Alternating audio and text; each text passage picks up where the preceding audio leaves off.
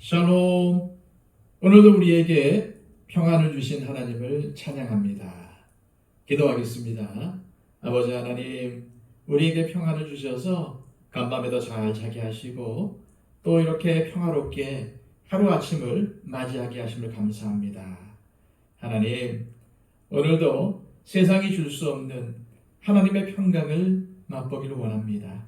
그 평강 속에 살아가기를 원합니다. 주님, 우리를 예수 그리스도 안에 붙잡아 주시고 오늘도 내가 다름 아닌 하나님의 자녀라는 사실을, 예수님과 동행하는 삶을 살고 있다는 사실을 망각하지 않게 하여 주시옵소서. 오늘도 언제 어디서나 하나님의 자녀로서의 삶을 살게 하시고 우리의 말과 행동을 통해 예수 그리스도의 복음을 드러내는 삶을 살아갈 수 있도록 우리를 인도하여 주시옵소서. 오늘의 삶을 주님께 맡겨드리며 예수 그리스도의 이름으로 기도하옵나이다. 아멘. 다 함께 찬송가 455장 찬양 드립니다.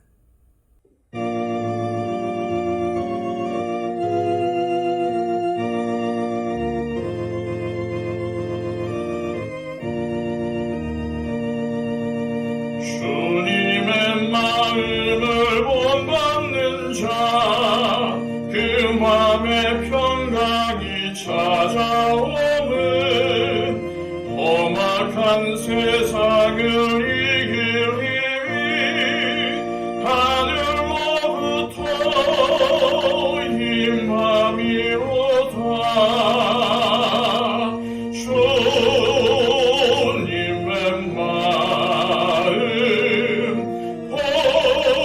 본받아 살면서 그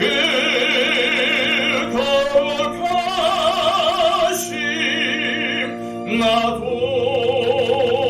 이루리. 주 모습 내 눈에 안 보이며 금성 내 귀에 안 들려도 내 영혼 날마다 주를 만나 신령한 말씀 늘 배우도다. 주님의 마음 본받아 살면서 그 거룩하심 나도 이루리. 가는 길 거칠고 험하여도 내 맘에 불평이 없어지면 십자가 고난을 이겨내신 주님의 마음 본받음이라. 주님의 마음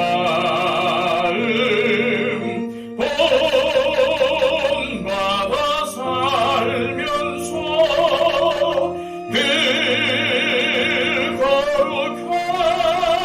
거룩하심 나도 이루리. 주 예수 세상에 다시 오실 그날엔 무성도 변화하여 주님의 빛나는 그 형상을 다 함께 보며 주 찬양하리. 주님의 마음 본받아 살면서 그 거룩하심 나도 이루리.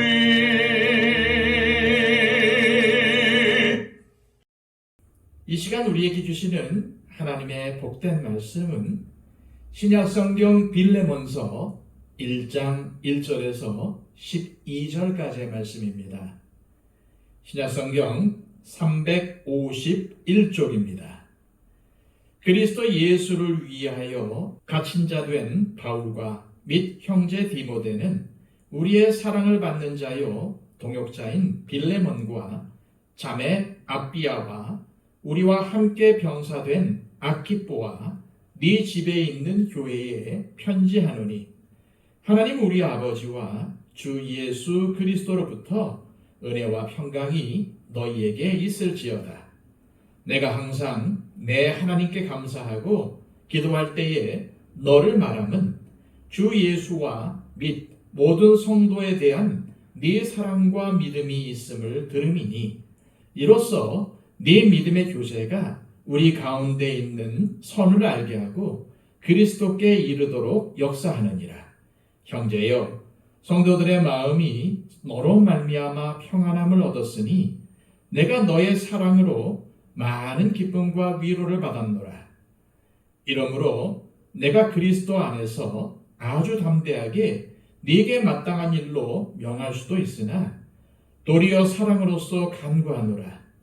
나이가 많은 나 바울은 지금 또 예수 그리스도를 위하여 갇힌 자 되어 갇힌 중에서 낳은 아들 오네시모를 위하여 네게 간구하노라. 그가 전에는 네게 무익하였으나 이제는 나와 네게 유익함으로 네게 그를 돌려보내노니 그는 내 신복이라. 아멘. 오늘부터 빌레몬서를 묵상하려고 합니다. 이 빌레몬서는 두 사람의 기적 이야기입니다. 첫 번째 기적은 오네시모, 두 번째 기적은 빌레몬입니다. 오늘 본문을 묵상하면서 우리가 주목할 사람은 오네시모입니다. 사실 빌레몬서는 오네시모가 주인공이 아니라 빌레몬이 주인공입니다. 바울이 오네시모에 대한 빌레몬의 선처를 기대하며 보낸 편지이기 때문입니다. 그러나 그 편지를 빌레몬에게 전한 사람은 다름 아닌 오네시모입니다. 다시 언급하겠지만 오네시모는 빌레몬의 종, 곧 노예로 주인인 빌레몬에게 큰 잘못을 저지르고 도망친 인물입니다. 그런데 바울이 쓴 편지를 가지고 주인인 빌레몬에게 간 것입니다. 이러한 오네시모의 변화는 기적입니다. 왜냐하면 도망친 노예는 붙잡히면 죽을 수도 있기 때문입니다. 그런데도 오네시모는 바울의 편지를 가지고 주인인 빌레몬에게 돌아간 것입니다. 무엇이 오네시모를 이렇게 변화시켰을까요? 그것은 바로 예수 그리스도의 복음입니다. 복음은 기적입니다. 한 사람의 인생을 바꾸는 기적이 아닐 수 없습니다. 그것은 여러분들도 동의하실 것입니다. 그렇다면 오네시모는 어떤 사람입니까? 10절입니다. 갇힌 중에서 낳은 아들 오네시모를 위하여 네게 간구하노라. 바울은 오네시모를 갇힌 중에 낳은 아들이라고 부르고 있습니다. 다시 말해서 바울이 로마의 감옥에 있을 때에 오네시모를 만나게 되었다는 의미입니다. 하지만 우리는 오네시모가 어떻게 로마 감옥에 있는 바울을 만나게 되었는지는 성경에 언급되지가 않아 자세히 알 수는 없습니다. 다만 다소의 상상력을 동원해서 추론해 볼 뿐입니다. 오네시모는 빌레몬의 노예로 주인인 빌레몬에게서 도망쳤습니다. 그것도 그냥 도망친 것이 아니라 주인인 빌레몬의 돈을 훔쳐서 도망쳤습니다. 아마 적지 않은 액수의 돈이었을 것입니다. 그리고 그 돈을 가지고 로마로 왔습니다. 이러한 사실로 미뤄볼 때 우리는 이 오네시모가 얼마나 강팍하고 담대한 사람인지를 알 수 있습니다. 당시에 노예가 도망친다는 것은 상상할 수 없는 일이었습니다. 왜냐하면 당시 로마법에 주인에게서 달아난 노예는 사형에 처하게 되어 있기 때문입니다. 주인은 얼마든지 도망친 노예를 십자가에 못 박게 하거나 다른 형벌로도 그를 죽일 수 있는 권한이 있었습니다. 만약 살려주더라도 그 이마에 인두를 가지고 도망자를 의미하는 표시를 크게 새기게 되어 있었습니다. 그런데도 주인에게서 도망쳤을 뿐만 아니라 돈을 훔쳐서 도망쳤다는 것은 오네시모가 얼마나 강팍하고 나쁜 쪽으로 결단력이 있는 사람이었는지를 잘 알 수 있습니다. 사실 도망친 노예인 오네시모의 삶은 평안하지 않았을 것입니다. 행여 도망친 노예라는 사실이 밝혀질까봐 늘 두려워하며 불안에 떨어야 했을 것입니다. 더구나 로마 시민권이 없으면 어디 취업도 할 수 없고 돈을 벌기도 쉽지 않았을 것입니다. 이처럼 도망친 노예로서 오네시모의 삶은 비참하고 힘든 날들이 계속되었을 것이라는 사실을 우리는 어렵지 않게 상상할 수 있습니다.